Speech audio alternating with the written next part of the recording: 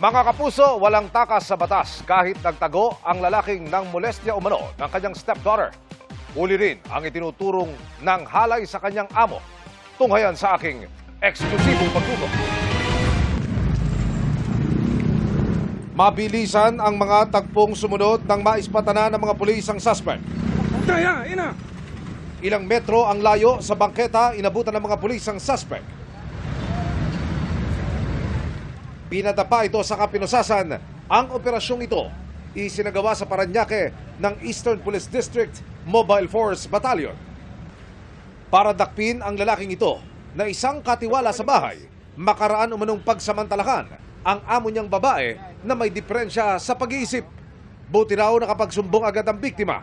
Pag uwi sa bahay, nagsumbong ngayon tong si victim doon sa kanyang caregiver.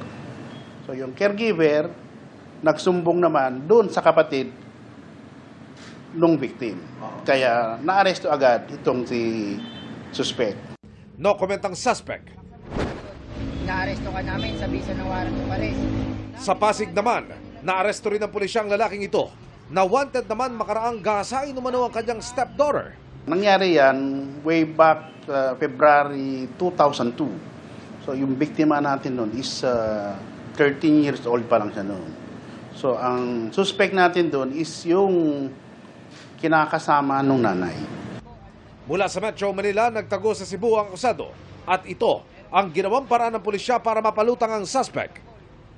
Ang intel operatives natin is nagpanggap sila na contractor because itong suspect natin foreman pala ito. Usap-usap sila na may ipapagawang proyekto. Wala rin komento ang suspect. Paalala ng pulisya sa mga biktima ng rape, lalo na yung mga nasa loob ng pamamahay. Sabihin kung ano po yung nangyayari sa kanila at kung sila man po ay maging biktima ng pang-aabuso, kailangan po may paabot po ito kagad sa ating barangay, sa ating kapulisan. Huwag po kayong matakot. Ang kapulisan po ay handang tumulong. Emil Sumangil, nakatutok, 24 oras. Sa unang araw ng tigil pasada ng grupong Manibela, iginiit nitong itaas na ang pasahe sa gitna ng panibagong mega oil price hike. Pinagbibitiw din nila ang kalihim ng Department of Energy. Nakatutok si Oscar Oida.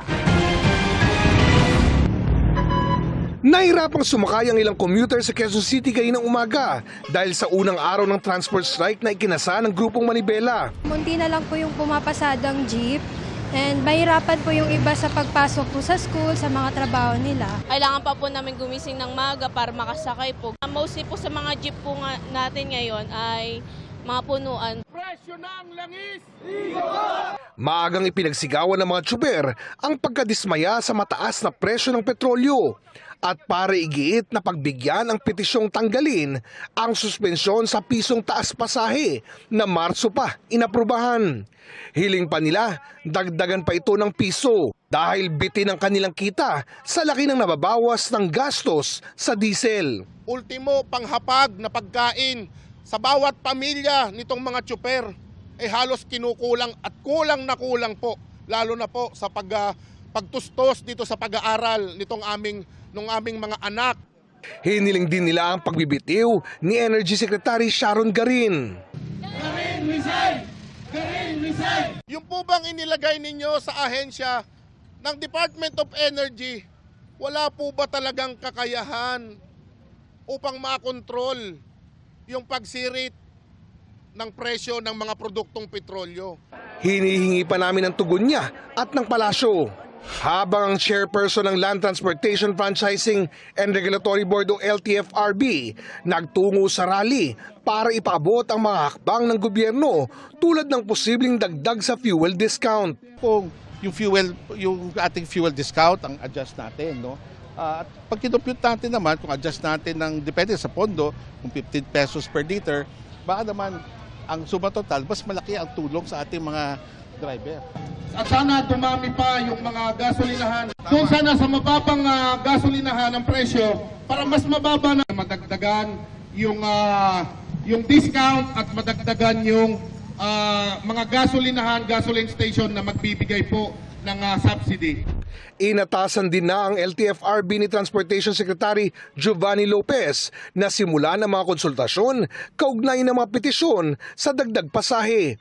Pinag-aaralan na rin ang posibilidad na palawigin ang 10 pesos per liter fuel subsidy program para mas maraming driver ang makinabang.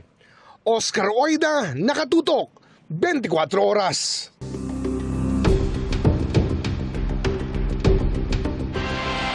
Sa gitna ng paglilitis ay hindi napigilang mag-react ng mga nasa Senate Gallery matapos sabihin ni Senador Robin Padilla na sana'y hindi one-sided ang prosekusyon.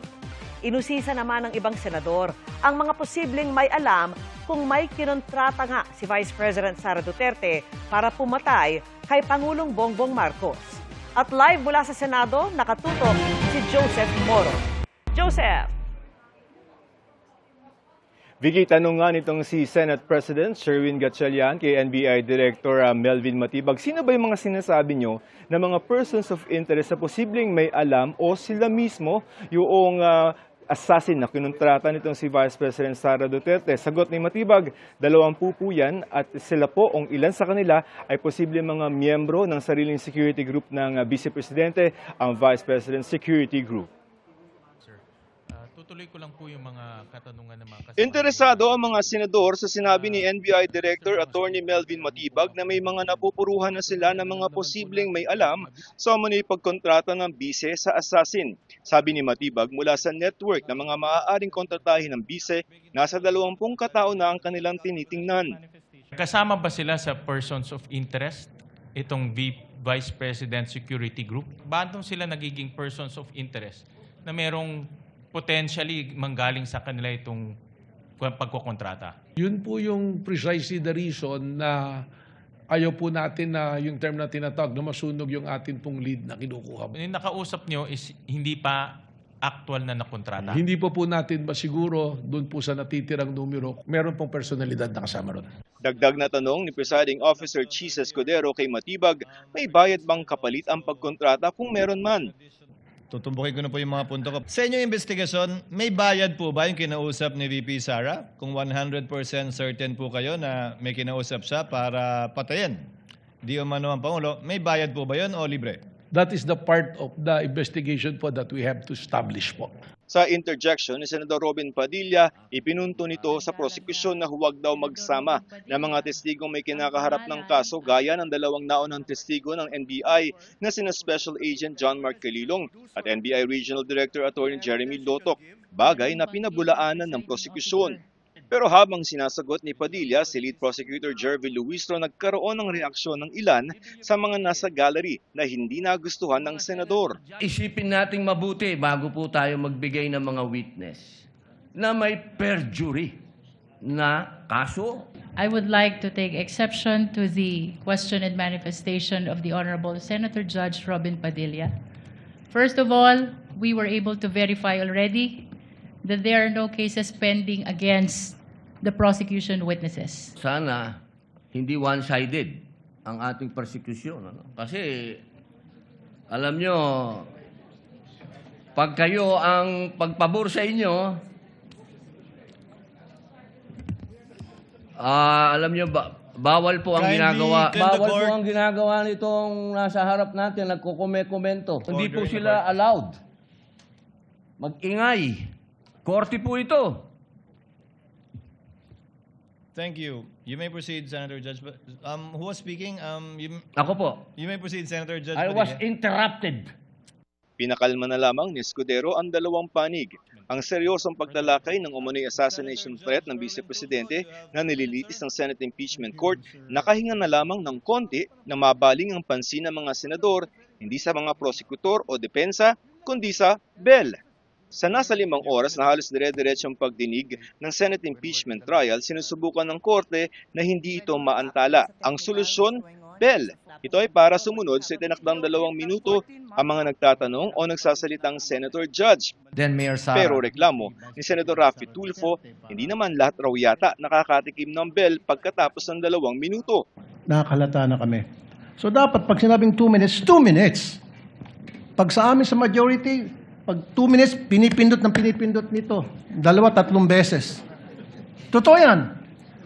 Pero pag sa minority, umaabot na ng 5 minutes, 10 minutes. At meron akong record yan. Pinapayagan. Ako, ilang beses na ako nang pindutan ng bell. Nakakairita eh. Paliwanag ni Presiding Officer Cheese Escudero, pag kailangan naman mag-extend ay pinapayagan. Kaya ang ilang mga senador tulad ni Senador Bongo, conscious na sa oras. Huwag mo nang pumatak yung oras, hindi pa naman tanong yun. Since kasama na sir, ubos na yung oras ko. So nag-ring na yung bell, I will be loyal, I will follow this. Si Matibag na ang huling testigo ng prosecution para sa Article 4 o grave threats at inciting to sedition laban sa Vice Presidente. Pero matagal pa matatapos ang impeachment trial dahil may 3 iba pang articles na ipipresenta ang prosecution. Sunod na tatalakayin ng Article 1 ang hindi wasang paggamit ng confidential funds na pinaglaanan ng prosecution ng 31 araw para sa presentasyon pa lamang ng mga testigo at ebidensya. Vicky, may paalaala rin ang Senate Impeachment Court doon sa mga abogado ng defense at ng prosecution. Dalawa yan, si Atty. Michael Poa at saka si Atty. Jay Tolosa na abogado na spokesperson pa na umiwas doon sa paglabag sa sub judice. Ito yung pag-comment o pag-argue sa labas ng Senate Impeachment Court tungkol sa mga merits ng kanilang kaso. Sabi ni PO o Presiding Officer Cheese Escudero doon sa dalawa, minomonitor namin ang mga sinasabi nyo sa media. Vicky. Joseph, di ba may sinabi si Senator Judge Robin Padilla na sana raw ay wag one-sided ang prosekusyon? Pwede ba yun? Sila na nga yung umuusig sa Vice Presidente, di ba? May sagot ba rito ang prosecution team? Yan ang punto nitong si lead prosecutor, Congressman Jervy Luis. So, imposible naman yon. Yung kanilang ang prosecutor ay may hawak o may dalang kaso sa Senate Impeachment Court na kontra sa Vice Presidente. Ayon dito kay Private Prosecutor Attorney Lorna Capunan, ang prosecutor ay para sa prosecutor, ang defense ay para sa depensa. So, talagang ganito ang mangyayari. Adversarial, kumbaga magkalaban sila, so hindi naman kaya kahit pilitin na maging neutral ng prosecutor kasi laban talaga kay Vice Presidente yung inilalaban nilang kaso, Vicky. Joseph, tapos na yung pagtalakay nga sa Article 4, no? Ano-ano ba yung mga pinaka-importanting puntos na dapat i-consider ng mga senator judge oras na mag-decide sila sa article na ito? Vicky, bago natin sagutin yung tanong mo ay paalaala, ito ay ang naririnig pa lang natin sa ngayon ay ang posisyon ng prosecution. So ang posisyon ng prosecution dun sa Article 4 na grave threats, ang sinasabi nila sa pamamagitan ng kanilang 3 witness, yung mga statements nitong si Vice President Duterte ay hindi lamang mga simpleng statements. Plano yan hindi magandang plano laban sa Presidente at naglalagay sa alanganin sa seguridad level ng national security threat. At yung mga statements na yan na national security threat ay isang impeachable offense. Isa yan ang posisyon ng prosecution so far as far as Article 4 is concerned. Pero may magkakaroon ng pagkakataon yung defense na magpresenta ng kanilang sarili mga testigo at mga witnesses at mga dokumento para kontrahin yan. So medyo matagal pa, Vicky. Ang gagawin ay 4 articles, prosecution and then evidence ng defense. Tapos dun pa tayo sa dulo magde-decide yung mga senator judges, Vicky. Alright, maraming salamat sa iyo, Joseph Morong.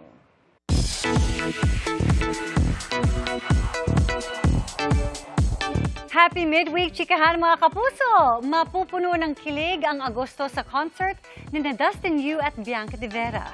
Hands-on sa preparation ng dalawa at nagbibigay pa ng kani-kanilang creative input. Makichika kay Nelson Canlas.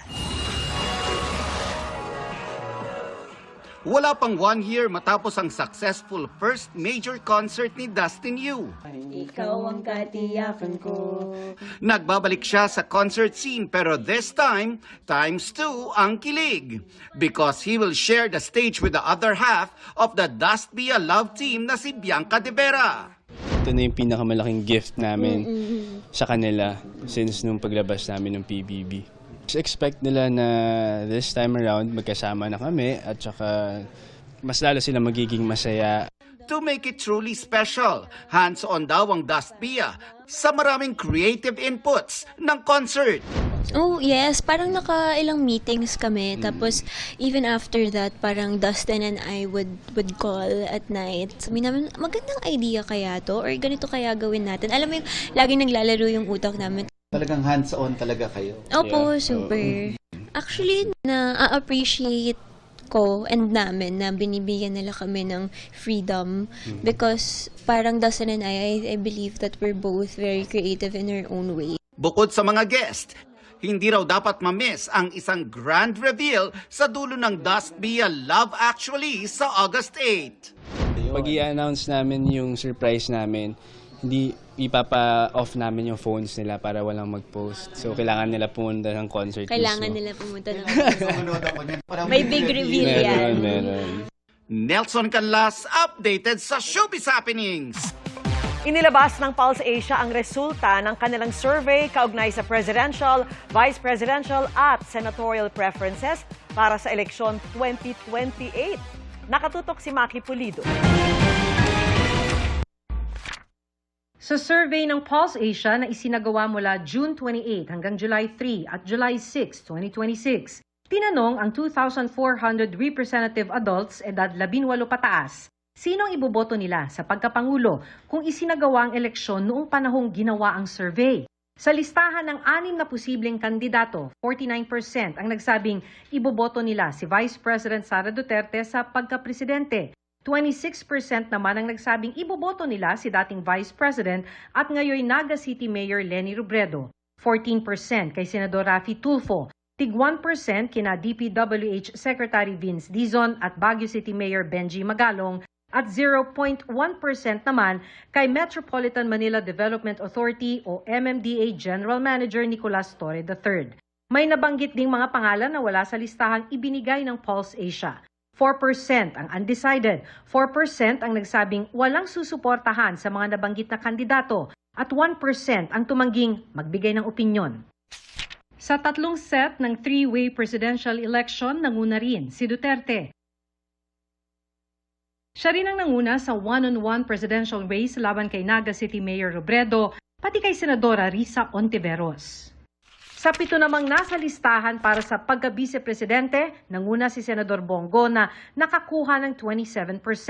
21% kay Senador Robin Padilla, tig 14%, sina Senador Bam Aquino at dating Senador Grace Poe, 9% kay Senador Erwin Tulfo, 4% kay Senador Kiko Pangilinan, at 0.5% kay Torre. Gaya sa presidential preference, may pangalan ding nabanggit na wala sa listahan.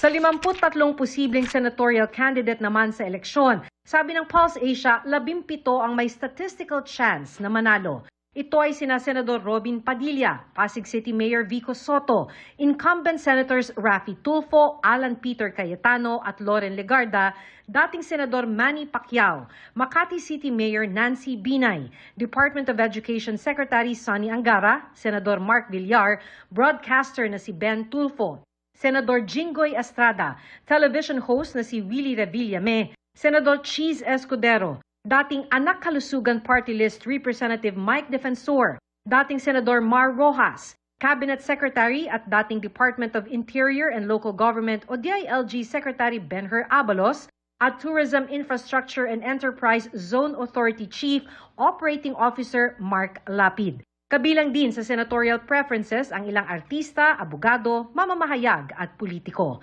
Sabi ng Pulse Asia, walang grupong nagkomisyon ng Ulat ng Bayan survey na merong ±2% error margin at confidence level na 95%. Maki Pulido, nakatutok, 24 oras.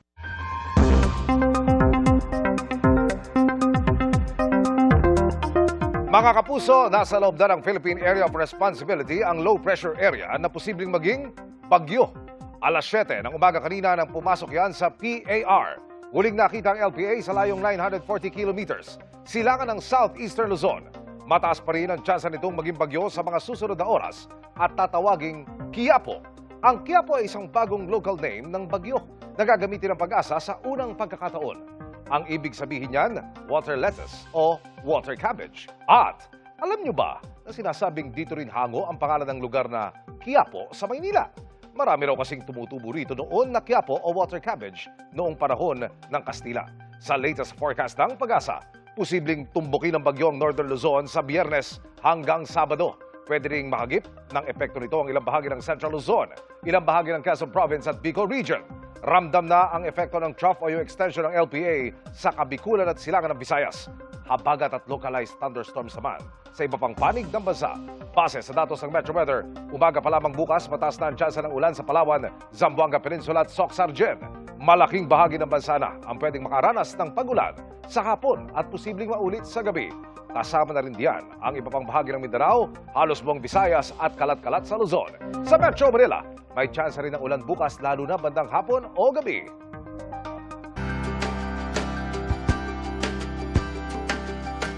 Sunod-sunod man ang mga pagsubok na kinakaharap ng mga taga-Malapatan, Sarangani, nananatili pa rin ang kanilang pag-asa na makabangon. Kaya sa ating Operation Bayanihan, sila naman ang hinatiran natin ng tulong.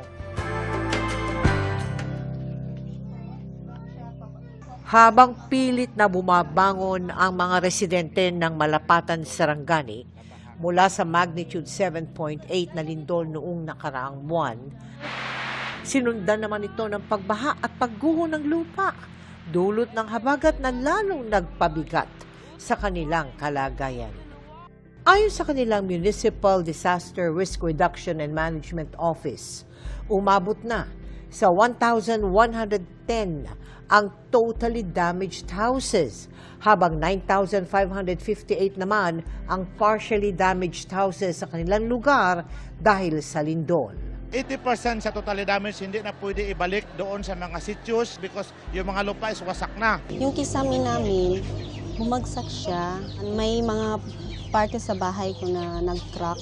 Sa ilalim ng Operation Bayanihan ng GMA Kapuso Foundation, sinimulan na natin ipamahagi ang mga material donation ng Nitori Philippines sa 1,000 pamilya na may partially damaged houses sa Malapatan. Nakatanggap sila ng brand new beddings, comforter, blanket at clothing. We would like to thank Nitori Holdings in Japan and also in the Philippines for their generous donation. At sama-sama po, sana matulungan natin ang mga earthquake victims ng Soc-Sargen.